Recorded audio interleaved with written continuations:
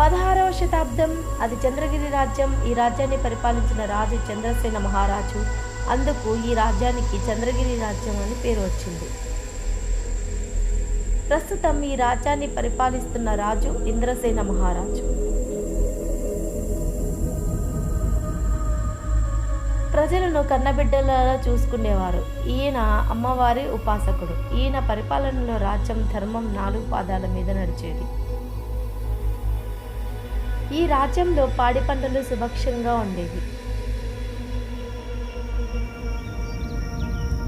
ఇంద్రసేన మహారాజుకి 2 సంతానం, ఒకరు అమ్మాయి, ఒకరు అబ్బాయి.